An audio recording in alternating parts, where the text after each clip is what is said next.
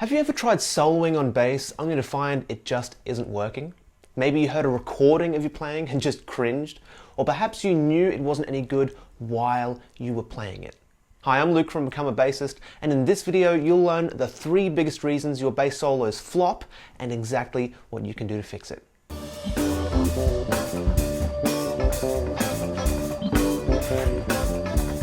We've all been there, where we know what we've played isn't our best, that we could do so much better. The problem for a lot of people though, is that they know they didn't really like what they played, but they can't put their finger on why. Was it the sound? Was it the notes? Was it the rhythm, the gear, the settings on the amp?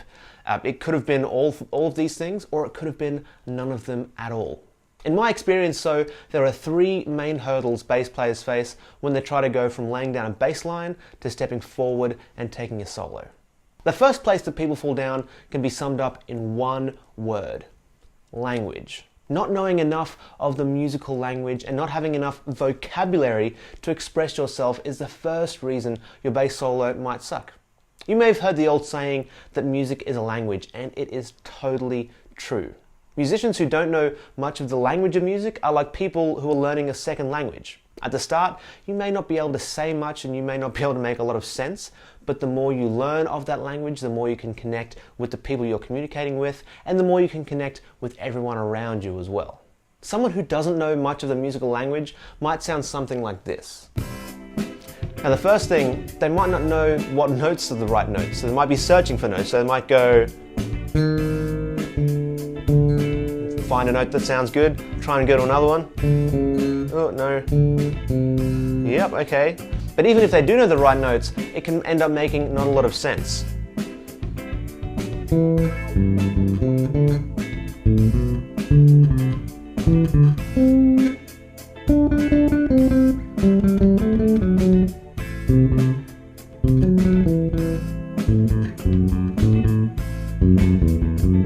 Yeah?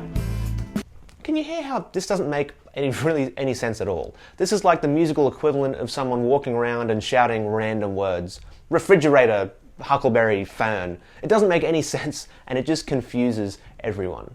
Someone who knows more of the language though might play something a bit more like this.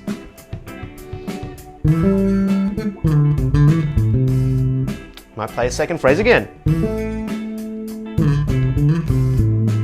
They might play some stereotypical blues language.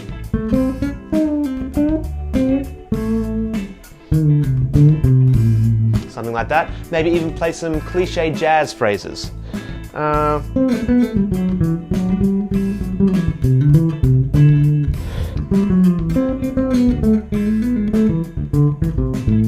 Maybe even play fragments of existing melodies. That comes around.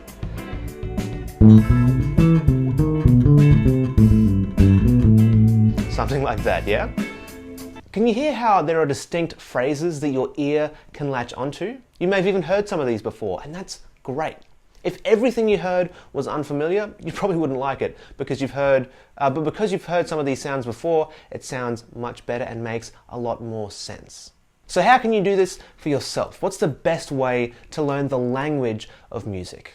Well, it's the same way you learn a regular language. You spend time studying and mimicking that language. In music, that means actually learning specific phrases and licks that other bass players or other musicians have already played, things that already sound great.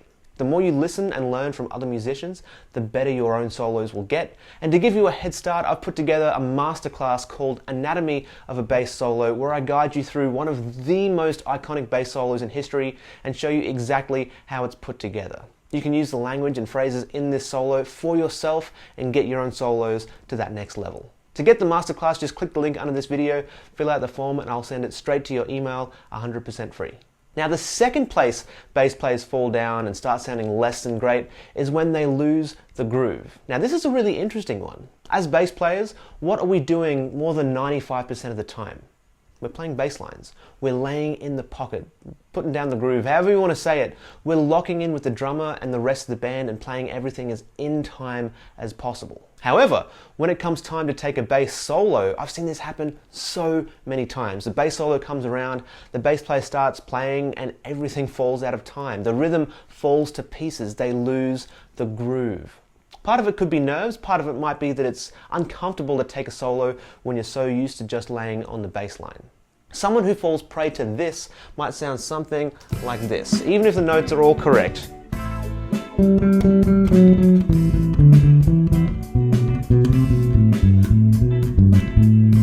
Or they might try and play way too fast.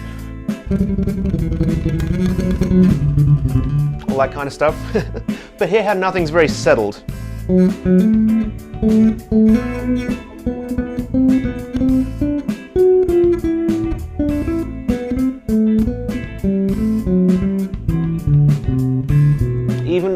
Even though the notes are right, it just doesn't feel very good. And you can hear how nothing's really lining up with the groove. It doesn't feel very settled. This is exactly what I'm talking about. Now, when you do this with actual people rather than a track, all kinds of weird stuff can happen. A lot of the time, when the bass solo is over, the tempo has either crept up too far or the song has gotten really slow. Now that's when the bass stops playing the groove and the whole band can fall apart if you don't stay in the pocket. So what's the solution to this second problem? Well, it's simple. Actually practice improvising with some kind of timekeeper, whether that's a metronome, a drum machine, a practice track, an actual drummer, or you're just playing along with the recording. It doesn't matter so much as long as you practice improvising inside the groove. And I'd recommend that while you do this, record yourself playing and then listen back to it. Now ask yourself, are you always 100% in time? And if you're not, which direction do you usually fall? Do you rush forward? Do you drag back? For me, it's my thing is to rush like it's nobody's business. But I wouldn't have known that if I'd never heard myself playing. A bass player who plays in time and in the pocket might sound a little bit more like this.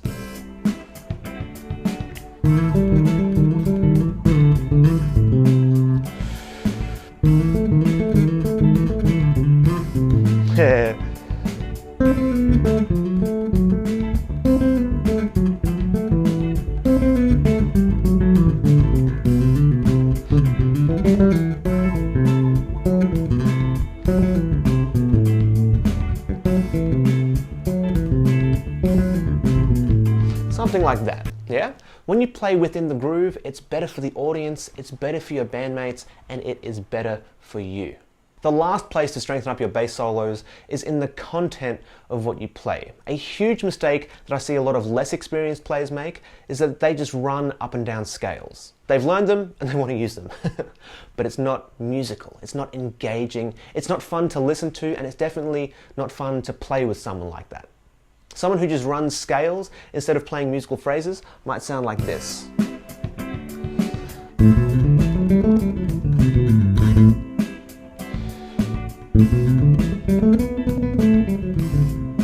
Ah.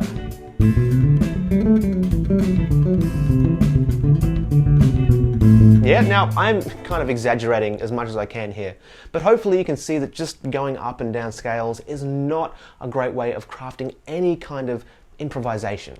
The solution to this one, you may have guessed it, learn other people's solos. Transcribe great bass solos. Learn from them. I've already suggested where you start, my bonus masterclass, Anatomy of a Bass Solo, and there you'll see that the very best bass players, they do use scales, but they use them in a very musical way, a way that doesn't feel like you're playing a really rigid exercise. They vary their rhythm, they vary their articulation, their phrasing, they jump between different notes of the scale instead of just going straight up and down. They play ideas and phrases, not straight up scales.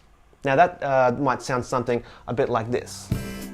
You can still use the same notes in the scales.